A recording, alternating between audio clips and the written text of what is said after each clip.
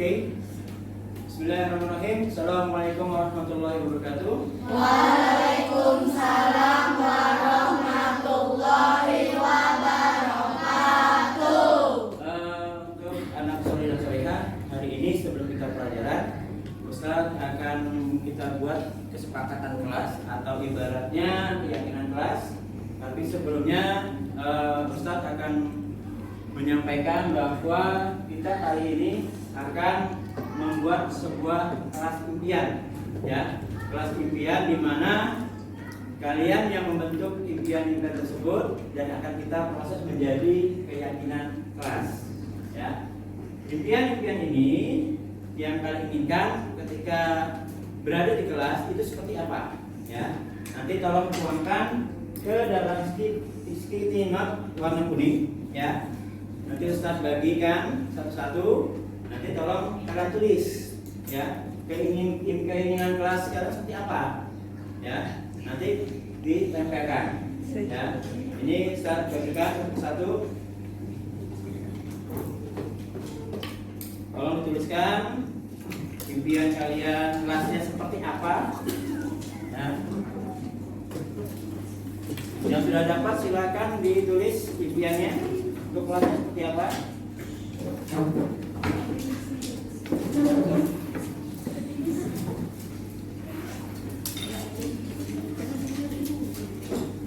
Pinjam penanya siapa gitu?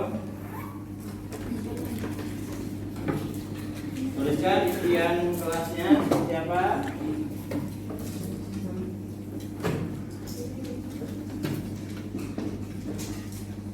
Yang sudah dapat silakan tulis impian kelasnya.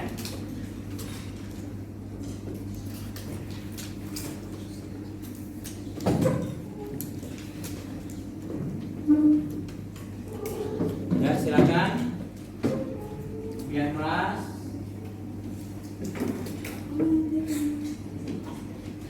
Dituliskan.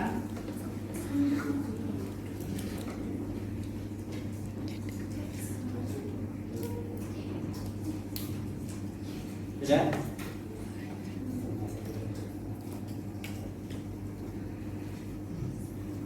Silakan tuliskan impian kelas yang kalian inginkan.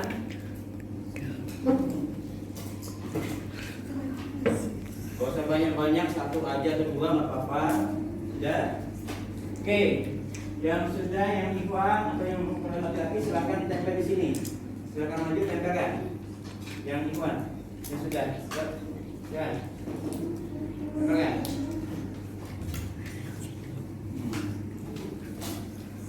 Oke.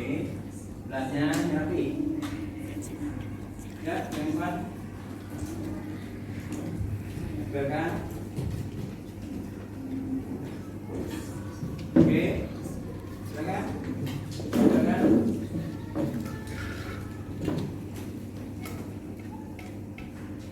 Oke. Ayo.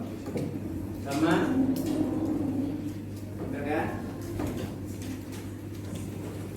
Silakan.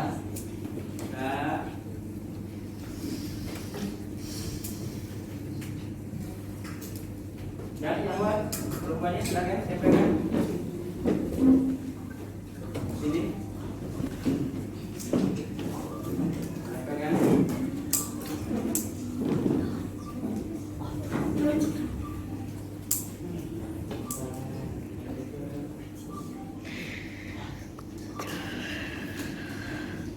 Nah.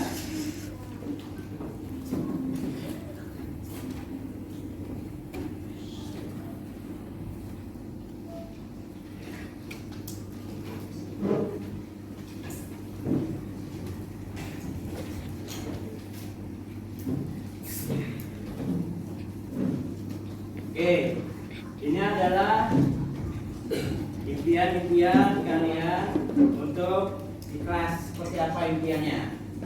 Mungkin saya minta Adijan ke depan. Pilih dua, terus dibacakan ke depan. Nah. Oke, lagi. Oke, bacakan. Kelas yang bersih. Kelas yang bersih. Berarti impian kalian adalah menjadi kelas yang bersih. Oke, kita pilih aja. Yang kedua, kelas yang tidak ribut. kelas yang tidak ribut. Oke, ini salah satunya ya. Berarti ada anak-anak silakan dulu. Ya, salah satu dari kalian menginginkan bahwa kelas ini bersih dan ketika pembelajaran tidak ribut. Ini adalah impian. Nah, dari impian ini kita akan membuat kelas impian, ya, atau istilahnya keyakinan kelas. Mungkin saya minta satu untuk ke depan bisa menuliskan, Auri, dituliskan di sini dulu.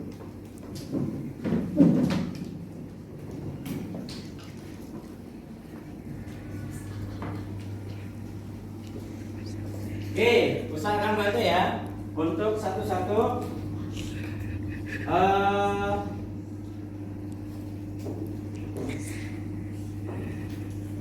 Di sini terlihat rata-rata menuliskan.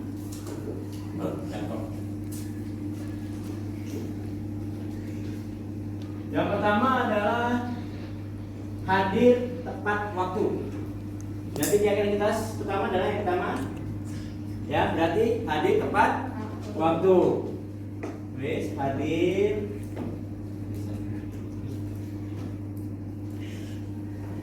tepat waktu. Selanjutnya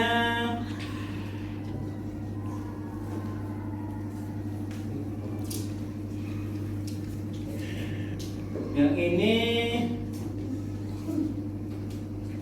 sama, ada tepat waktu, saling menghormati pendapat, Yang kedua adalah saling menghormati pendapat, ya.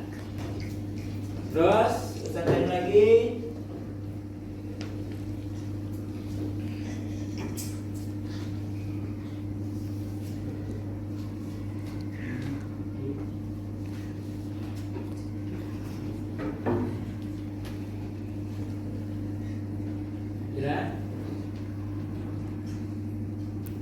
Saling peduli dan menjaga.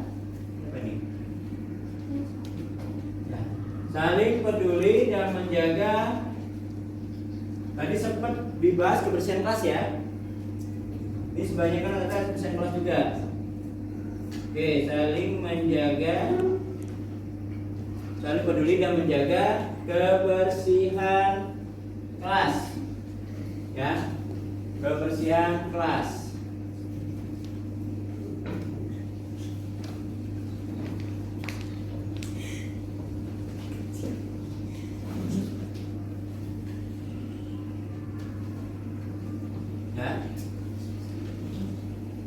Oke, yang keempat,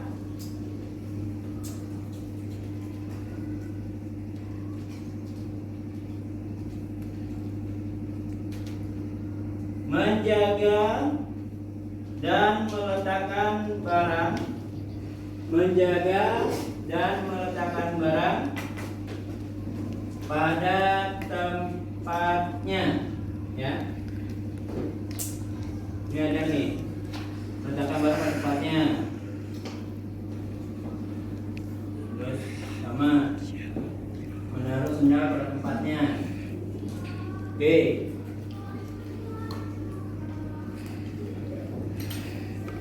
Tempatnya.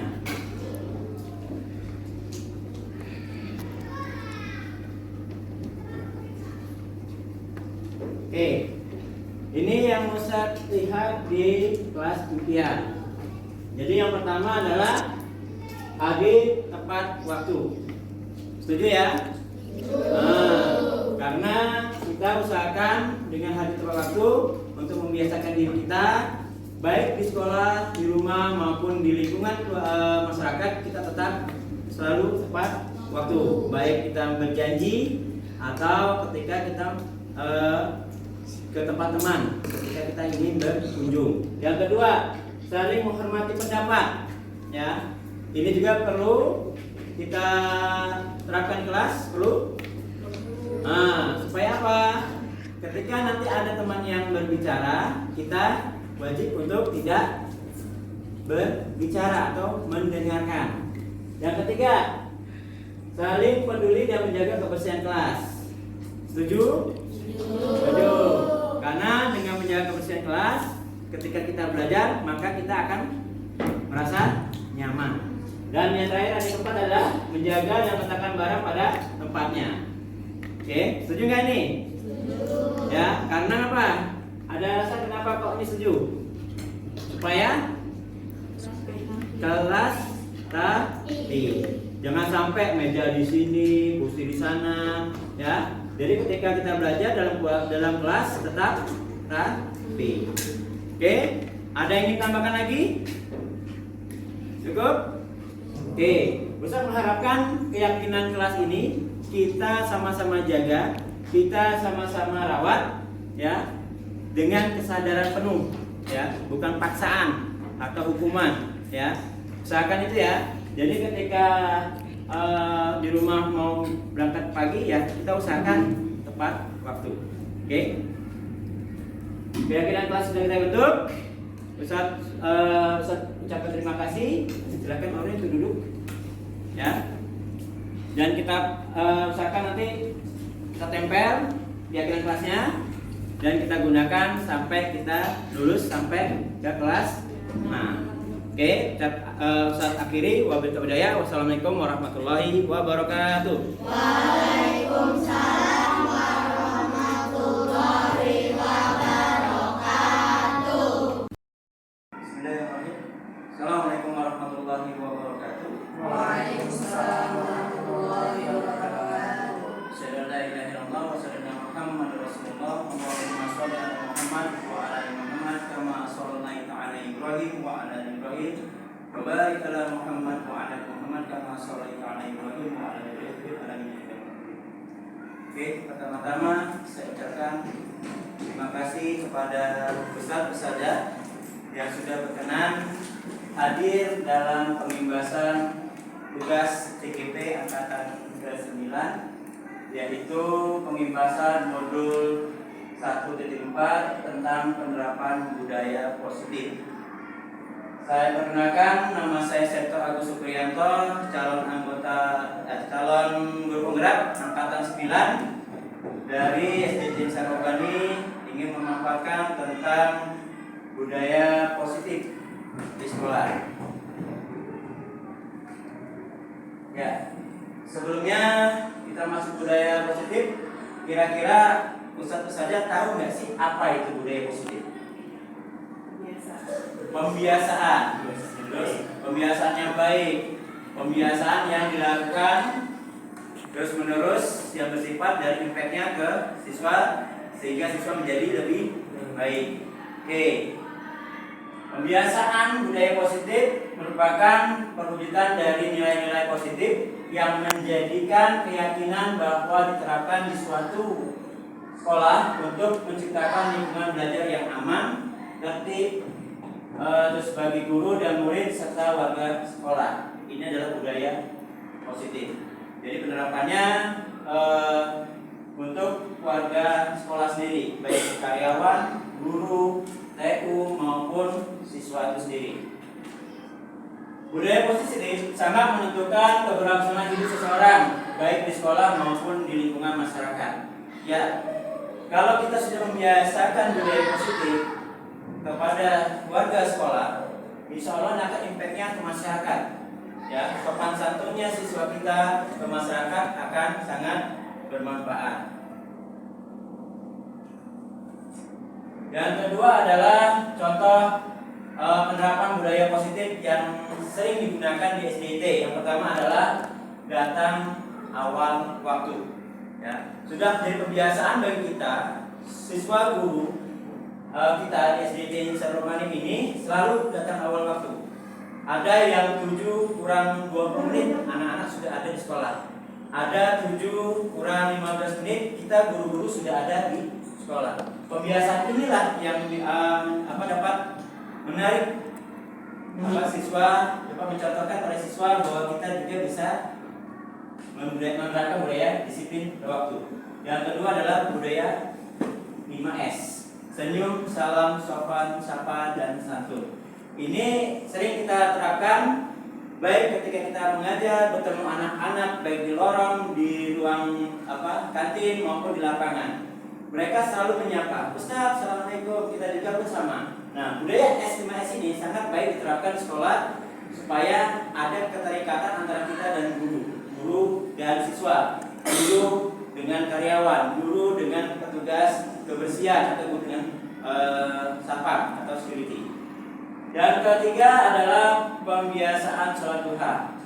Nah, pembiasaan sholat duha di sekolah lingkungan SDIT sudah kita terapkan, ya. Dimana setelah mereka melaksanakan apel di depan, terus mereka sudah masuk dan melaksanakan sholat duha. Dan ini dilakukan dari Senin sampai Jumat. Dan penerapannya itu di hari Sabtu dan Minggu di rumah, dimana kita akan mengecek pembiasaan mereka sholat duhanya di utara. Yang keempat yaitu murojaah, ya. Setelah mereka melakukan sholat duha itu kita murojaah. Murojaahnya adalah menggunakan ayat-ayat juz 30 dari Anas sampai An-Naba, atau kita tingkat dengan tugas mereka di tahfiz, misalkan surat Al-Muzammil dengan surat Anas ketika selesai di sholat duha pas murojaah.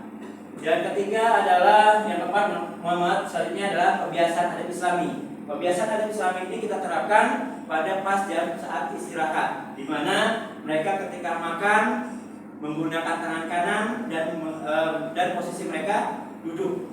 Itu adalah pembiasaan adat Islami. Yang selanjutnya adalah selalu menjaga kebersihan, ya, dan juga menjaga aurat.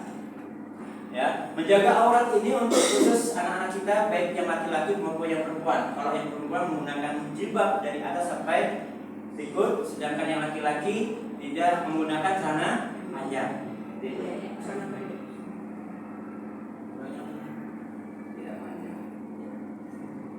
Yang ketujuh selanjutnya adalah budaya hidup sehat, di mana kita juga membiasakan anak-anak ketika istirahat mengkonsumsi makanan-makanan yang dibawa dari rumah, ya, terutama dari bundanya atau ayahnya atau catering yang dibawa ke sekolah, sehingga asupan makanan ke siswa itu terjaga.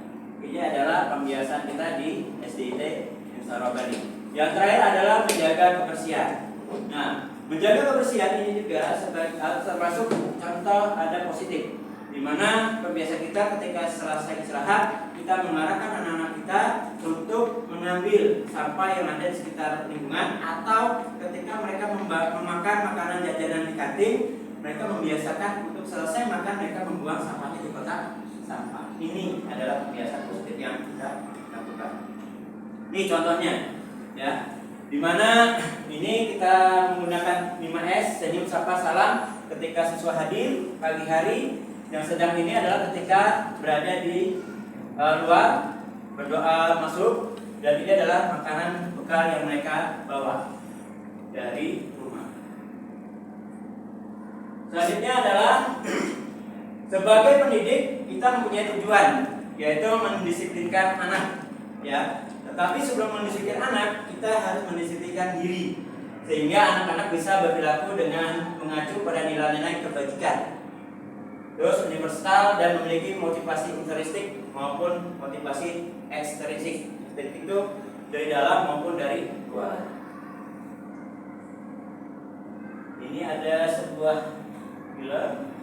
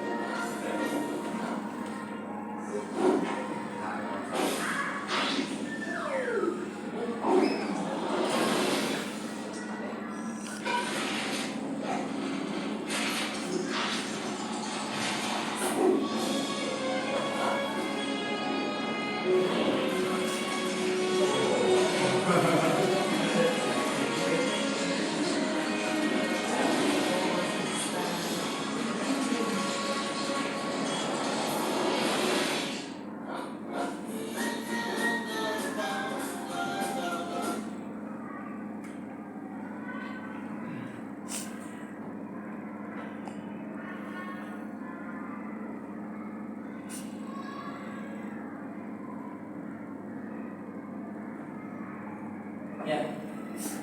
Kalau belum Ustaz saja, ya, film tadi menggambarkan apa? Keyakinan, percaya diri.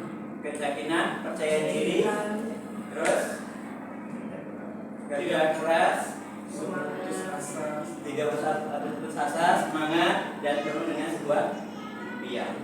Itulah yang akan kita gali. Ya, budaya positif ini ada 6.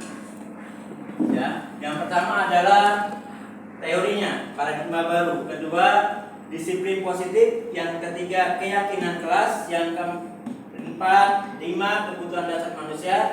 Yang kelima adalah 5 posisi kontrol. Dan keenam adalah segitiga restitusi. Ya. Ini sama ibarat kayak gunung tadi. Gunung tadi kita pecah menjadi 6 bagian ini. Bagaimana bagian-bagian tadi adalah simbol-simbol dari 6 budaya positif. Yang pertama yaitu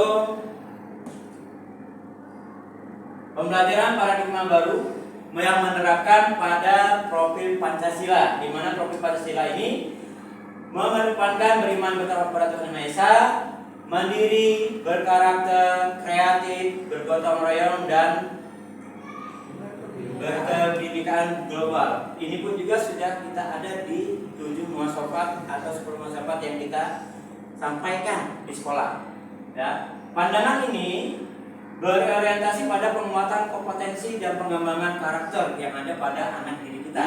Ya, yang beriman tawar jelas kita sudah akan mengembangkan itu dengan cara apa? Sholat duha, penjagaan sholat 5 waktu. Mandiri, mereka sudah mulai menerapkan mandiri, tidak tanpa disuruh, mereka sudah melakukan kebersihan kelas, contohnya piket. Yang kedua adalah bernalar kritis. Kita lihat anak-anak sudah mulai berpikir ketika kita menjelaskan, mereka sudah banyak bertanya. Yang keempat, kreatif. Kita lihat anak-anak sudah mulai tumbuh kreatifnya dengan cara tadi ketika ada pembelajaran mereka sergap atau membuat kreatif itu dengan baik. Yang terakhir ada gotong royong, di mana ketika kita membuat kelompok mereka saling bersama-sama menyelesaikan tugas yang kita berikan. Yang terakhir adalah berwawasan global, di mana kita menerapkan wawasan yang meluas tidak hanya di Indonesia tapi seluruh dunia. Ini pembelajaran paradigma baru. Biasanya adalah disiplin positif. Menurut Kiai Dewantara, Bapak pendidikan kita menyatakan di mana ada kemerdekaan di situ harus ada disiplin yang kuat. Sungguh pun disiplin itu bersifat self decision, yaitu kita sendiri yang mewajibkan kita dengan keras-keras, tetapi itu sama saja sebab jika kita tidak cakap melakukan self decision, wajiblah penguasa lain mendisiplinkan diri kita. Dan peraturan demikian telah harus ada di dalam suasana yang merdeka. Maksudnya begini ya. Maksudnya ketika kita tidak menyelesaikan disiplin diri, maka orang lain yang akan mendisiplinkan kita. Kalau kita tidak bisa mendisiplinkan diri kita, maka orang lain akan memanfaatkan kita, mendisiplinkan kita. Makanya ketika kita ingin kategori merdeka, maka kita harus bisa mendisiplinkan kita, baik itu guru, siswa maupun warga sekolah. Ini adalah disiplin positif. Tujuan dari disiplin ini adalah untuk sebagai motivasi baik kepada murid, warga sekolah, orang tua maupun masyarakat di sekitar sekolah. Ya. Ketika murid-murid kita memiliki motivasi tersebut, maka mereka akan memiliki motivasi intrinsik, berarti dari diri mereka sendiri untuk mereka melakukan disiplin. Contohnya, mereka datang tepat waktu, mereka melakukan sholat 5 waktu pas jamnya, mereka makan bekalnya dengan sesuai dengan jadwal. Ini yang kita maukan, menginginkan disiplin yang positif bagi siswa. Ya, ini ada diagram identitas yang gagal dan identitas sukses. Identitas gagal ini berkaitan dengan hukuman. Ya, kenapa? Karena hukuman ini akan menyebabkan anak belajar menyembunyikan kesalahan. Ketika mereka melakukan kesalahan, bagaimana caranya supaya dia kesalahan itu tidak ke dia. Ini kalau hukuman. Kenapa? Karena takut kalau dihukum. Misalkan dia memukul temannya, padahal yang salah dia. Karena ada sifat hukuman, maka dia bagaimana caranya hukuman itu tidak kena dengan dia, sehingga dia berusaha bagaimana menyembunyikan kesalahan tersebut. Ini kalau bersikap hukuman. Yang kedua, mencoba mengontrol anak dengan penguatan negatif, membayar impas kesalahan. Misalkan ini, kalau anak itu memukul, kita pukul juga. Ini hukuman. Tapi tidak membuat anak itu sadar bahwa apa yang dilakukan itu salah. Ini kalau sikap hukuman. Yang ketiga, dampak pada murid adalah merasa bersalah, marah, rendah diri, mengasingkan diri. Ini dampaknya kalau identitasnya gagal dengan hukuman. Jadi dia akan minder. Kalau saya ini otomatis dicaci maki teman-temannya. Kamu ini memukul sebagainya. Tuh. Yang ketiga, tiba-tiba tidak diharapkan atau sangat melukai. Ya, ini yang tidak secara langsung hukuman menyebabkan anak itu terluka akibat hukuman kita. Sedangkan identitas sukses ini terbagi menjadi dua, yaitu konsekuensi dan restitusi. Kalau konsekuensi ini adalah sifatnya kita sudah terikat dengan anak-anak, sudah berperjanjian sama anak-anak. Ya, misalkan mereka melakukan misalnya telat, konsekuensinya dia tidak masuk ke kelas selama 15 menit contohnya, atau dia melakukan kesalahan berantem, minimal dipanggil orang tuanya. Karena apa? Sudah ada kesepakatan dengan siswa. Tapi mempunyai dampak juga bagi kondisi ke anak. Ya, yang pertama anak itu taat peraturan, ya, jadi taat, inginnya taat. Tapi masalahnya taat ini dia tidak pada diri mereka sendiri. Mereka tadi ada konsekuensinya. Kalau nggak tahan, kena ini, kena ikut seperti ini. Yang kedua, mencoba mengontrol anak dengan penguatan positif. Ini adalah konsekuensi. Yang ketiga, kehilangan hak waktu seorang anak. Ya, ini. Sedangkan restitusi, ini kita mengarahkan ke anak bahwa apa yang mereka kerjakan itu atau mereka lakukan itu memang salah. Tetapi kita menyadarkan bahwa mereka harus memperbaiki kesalahan tersebut. Itu restitusinya. Ya. Kalau kita lihat tadi dapat simpulkan bahwa hukuman bersifat tidak terencana atau tiba-tiba. Sedangkan hukuman yang bersifat ini bersifatnya satu arah. Jadi kita hanya mengikut siswa aja, ya, satu arah. Dan pihak guru memberikannya, dan murid hanya menerima suatu hukuman tanpa melalui kesepakatan. Contohnya gini, anak-anak melanggar nih, ketika kita ngajar mereka bermain, kita hukum.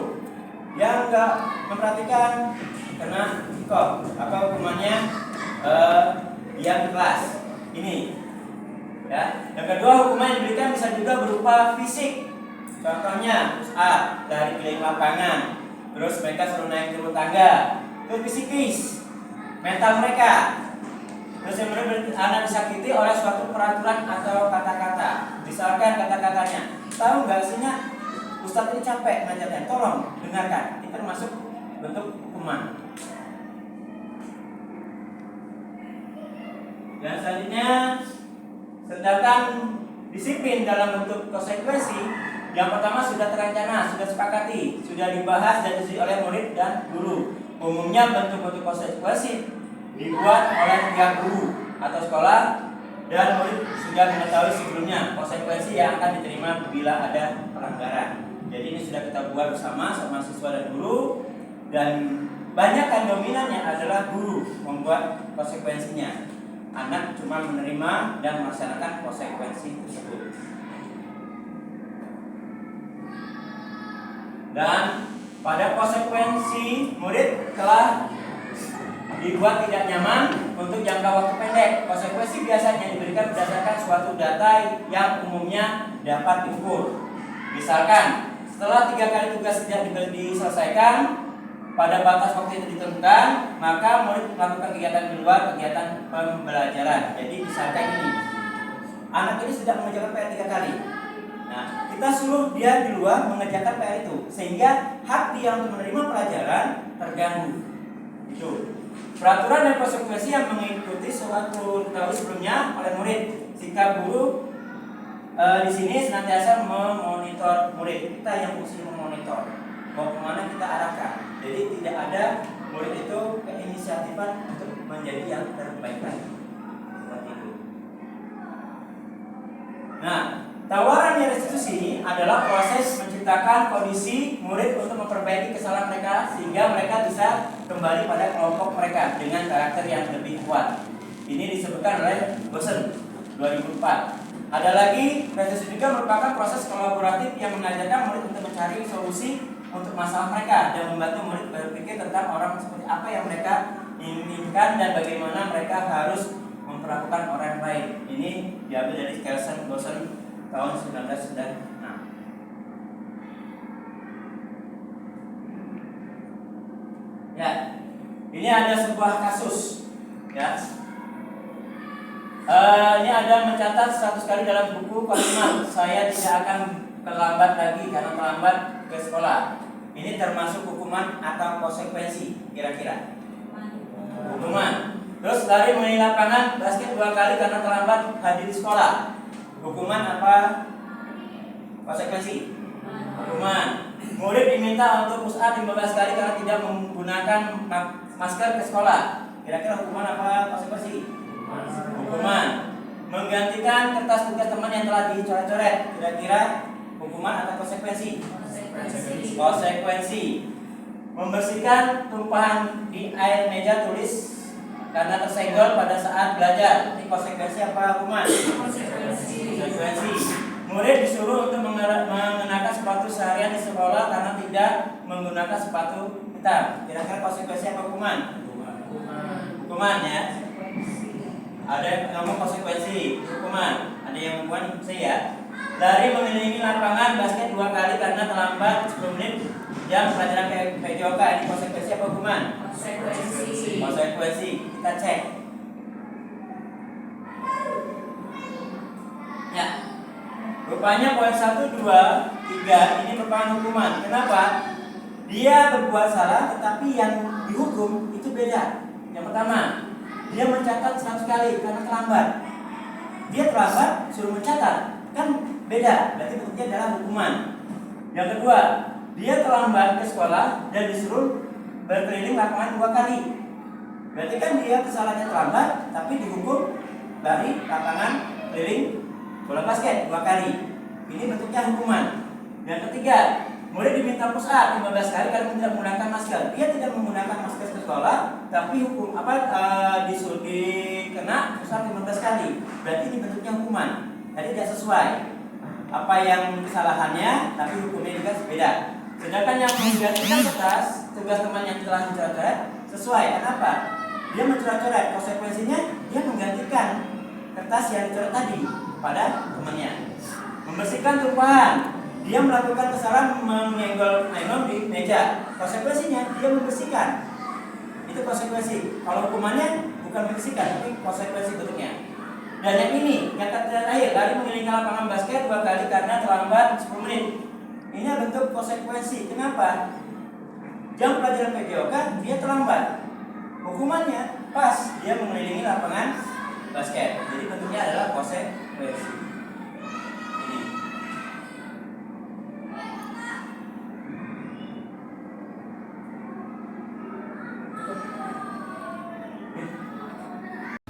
Oke, yang ketiga adalah keyakinan kelas yang merupakan nilai kebajikan universal yang disepakati secara terserat dan tersurat dalam lingkungan kelas.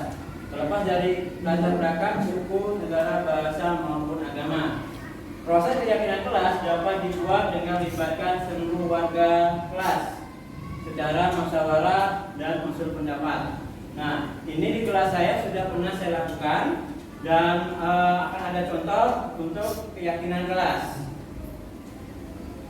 Ini untuk contohnya.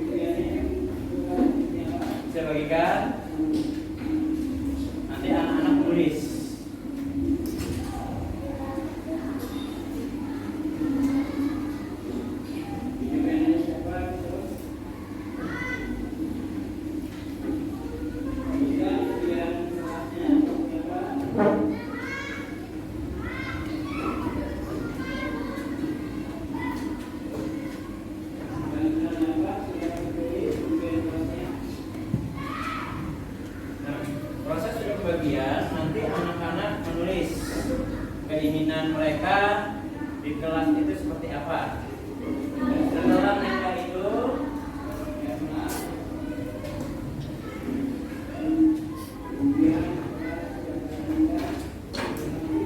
ditempelkan nanti di papan tulis yang sudah saya perintahkan untuk ditempelkan.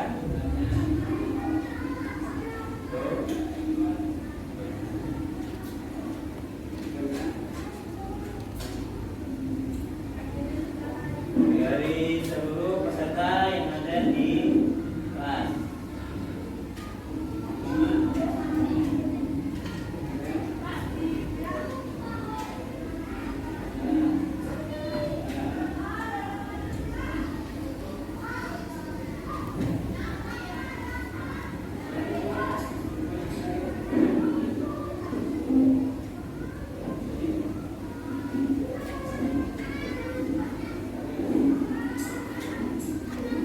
Dapat cepat ya.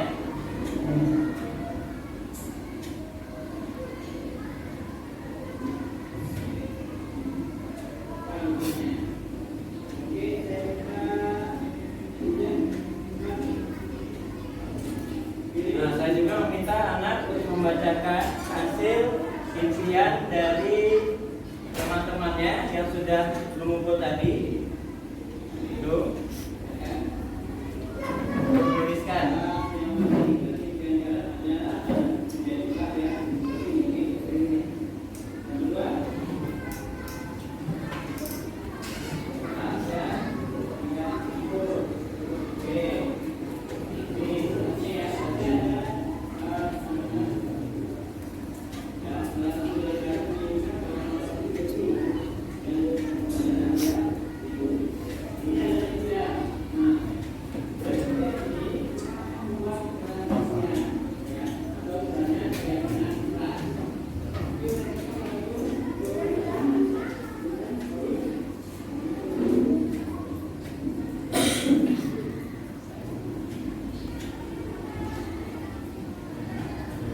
Dan saya mintakan salah satu dari siswa untuk mencatatkan untuk keyakinan kelas di papan tulis. Di sini terlihat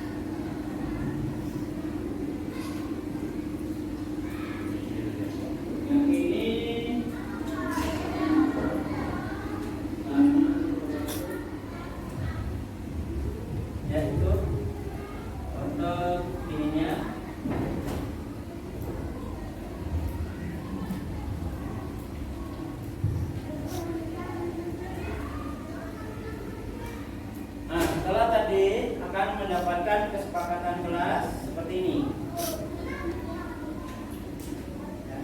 Hadir tepat waktu, saling menghormati pendapat. Yang ketiga, saling peduli dan menjaga kebersihan kelas. Yang keempat, menjaga dan melaksanakan menjaga dan meletakkan barang pada tempatnya. Jadi kesepakatan ini dibuat berdasarkan aspirasi dari anak-anak dan kita bersama-sama menyepakati bahwa untuk keyakinan kelas ada 4 item ini. Yang ini dilaksanakan selama mereka ada di kelas 5 Sultan Hasanuddin. Itu adalah yang kedua. Dan selanjutnya adalah yang keempat, kebutuhan dasar manusia. Pada prinsipnya kebutuhan dasar manusia ini ada 5. Yang pertama adalah kebutuhan untuk bertahan hidup atau survive. Yang kedua adalah cinta dan kasih sayang, love and belonging. Yang ketiga adalah kebebasan, freedom. Dan keempat adalah kesenangan, fun, dan kelima adalah kekuasaan atau power. Nah, kelima inilah kebutuhan dasar manusia yang menyebabkan anak siswa didik kita memiliki kelima-lima ini. Ya, di mana mereka juga memiliki kebebasan untuk menyampaikan pendapat, terus melaksanakan kesenangan dengan kita mengadakan game di sela-sela pembelajaran. Terus ada kekuasaan itu power, berarti mereka bisa menampilkan sifat kepemimpinan yang mereka miliki, atau ibaratnya mereka bisa mengajak kawan-kawannya untuk berperilaku disiplin seperti itu. Yang kelima, ini ada contohnya. Bimo, seorang anak TK SD, selalu berlari keluar kelas menuju jalan raya. Di depan sekolahnya yang ramai dengan kendaraan. Tingkahnya membuat guru Bu Ani bingung dengan sikap dan mengajarnya. Ada beberapa kemungkinan jawaban yang diberikan Bimo. Salah satunya jawaban yang diberikan Bimo adalah, aku senang main kejar-kejaran dengan ibu guru. Seru Bimo. Ya. Nah, pertanyaannya, dari yang disampaikan oleh Bimo, ini ada tingkat istilahnya yang diinginkan oleh anak itu. Ya, ada kesenangan, cinta kasih, penguasaan, dan kebebasan. Dari keempat ini, kalau dilihat dari narasi, jelas Bimo adalah tentang kebebasan, di mana ketika bel, dia keluar dan lari sehingga membuat khawatir gurunya. Karena apa? Di depan adalah jalan raya. Ini salah satu kebebasan yang dimiliki oleh anak peserta didik. Yang kelima adalah posisi kontrol. Kita sebagai guru ada 5 posisi kontrol. Yang pertama adalah penghukum, yang tadi. Kalau ada salah, kita memainkan peran kita sebagai menghukum anak. Terus yang kedua, sebagai pembuat orang merasa bersalah.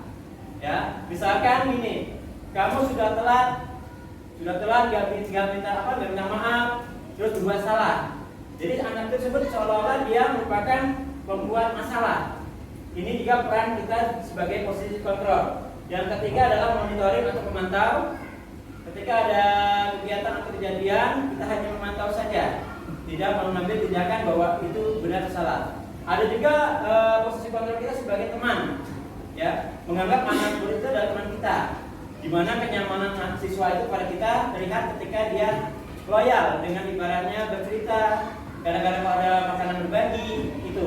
Dan terakhir manajer. Manajer ini tidak fungsi sebagai semua ini kontrol.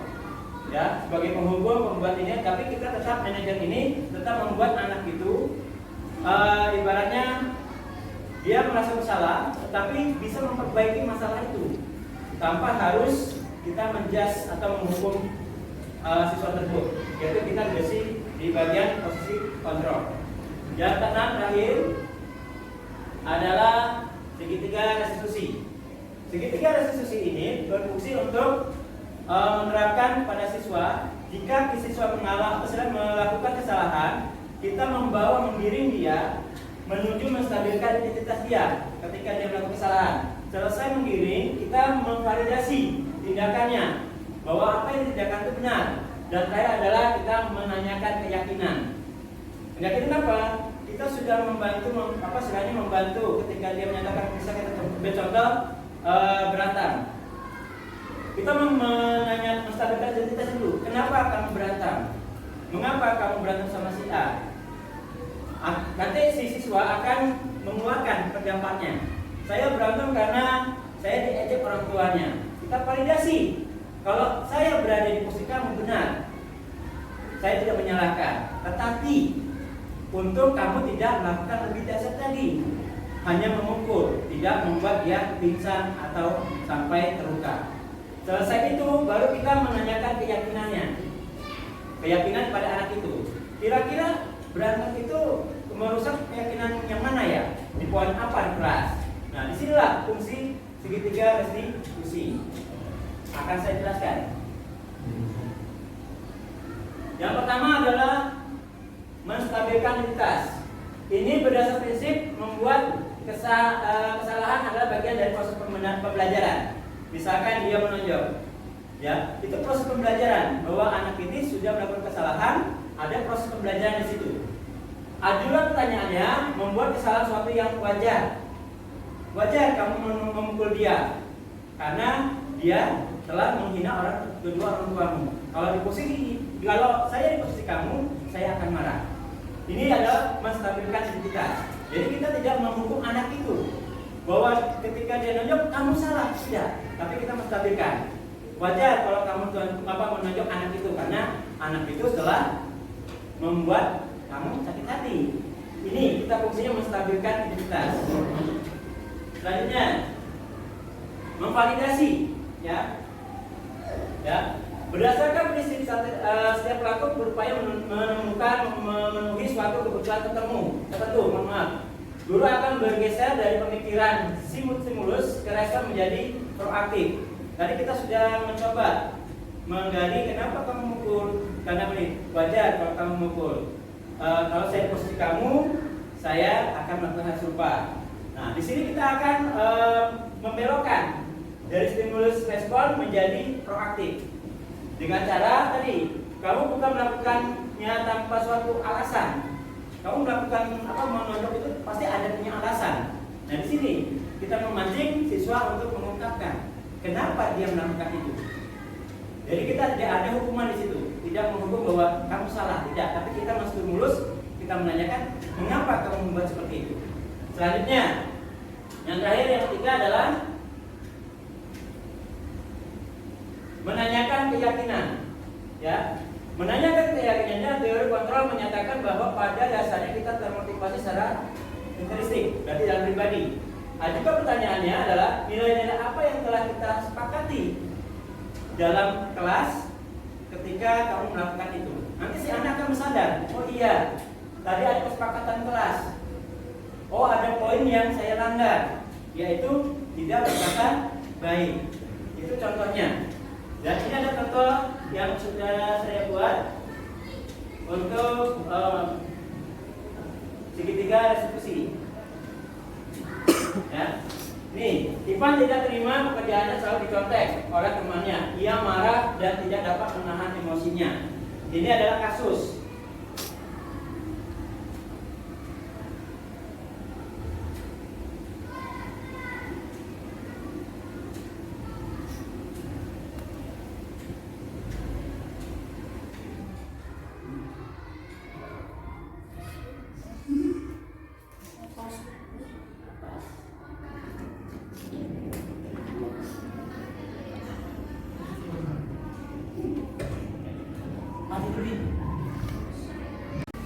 Oke, ini sebagai contoh adalah tentang restitusi, di mana Ivan tadi merasa melakukan kesalahan videonya. Udah Pak, dengar dari durasi katanya kamu habis bertengkar ya sama Adija. Bagaimana itu? Ya Pak, habis kesel sih. Kenapa kesal? Bisa terus-menerus mencontek hasil pekerjaan saya, bukan hanya PR, tugas juga selalu dicontek. Oh, Ini proses menstabilkan. kalau kamu marah dan kesal, jika Bapak di posisi kamu, pasti Bapak juga akan berbuat yang sama. Iya Pak. Ini proses validasi. Saya marah-marah Pak, saya melakukan kejadian dan tanpa dosa mengangkat mejanya Pak. Oh, begitu. Pasti kamu juga seperti itu, pasti ada alasannya. Iya lah Pak, masa saya diam aja. Saya susah payah menjelaskan soal tapi sisanya mencontek dan tidak melakukan salah sendiri. Wajarlah kalau kamu merasa marah karena tidak rela pekerjaanmu dicontek begitu saja oleh hujan. Bapak sangat menghargai tindakan kamu. Kamu yang tidak berbuat lebih buruk daripada ibu, misalnya memukul dia atau menunduk dia. Sekarang coba kita pikirkan tindakan kamu tadi itu sampai mendekat meja. Apakah sesuai dengan keyakinan kelas kita? Ada Pak. Menurut kamu keyakinan kelas apa yang sudah kamu langgar? Saling menghormati antar teman. Ya, betul. Menurut kamu saling menghormati antar teman itu penting tidak? Mungkin Pak. Baik, kalau menurut kamu penting, jadi keyakinan apa yang harus kamu lakukan pada saat kamu sedang marah? Harus lebih sabar Pak. Kamu bersedia memperbaiki masalah itu? Sedia Pak. Apa yang akan kamu lakukan untuk memperbaiki masalah itu? Bersabar dan menahan amarahnya kalau oleh teman dan mencontek saya akan lakukan kepada guru.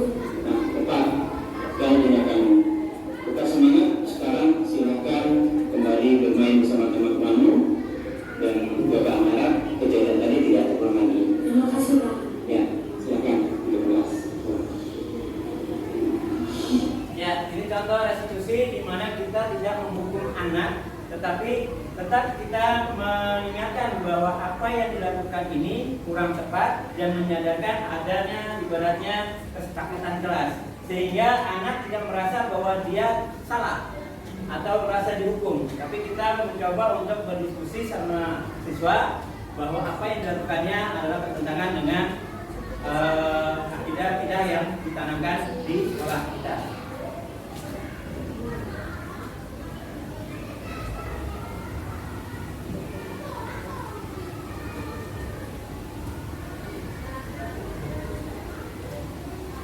Ya, demikian pemaparan yang bisa saya sampaikan tentang disiplin. Kurang lebihnya saya mohon maaf. Terima kasih. Salam untuk penggerak, tergerak, bergerak, dan menggerakkan. Saya akhiri wabillahi hidayah. Wassalamualaikum warahmatullahi wabarakatuh. Mungkin sebelum saya tutup lebih lanjut, adakah Ustaz saja mau menanyakan tentang apa yang saya paparkan tadi?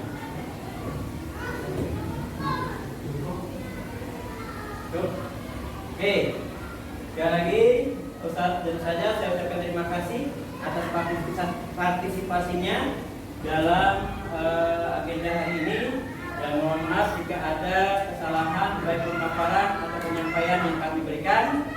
Saya akhiri wabillahi hidayah. Wassalamualaikum warahmatullahi wabarakatuh.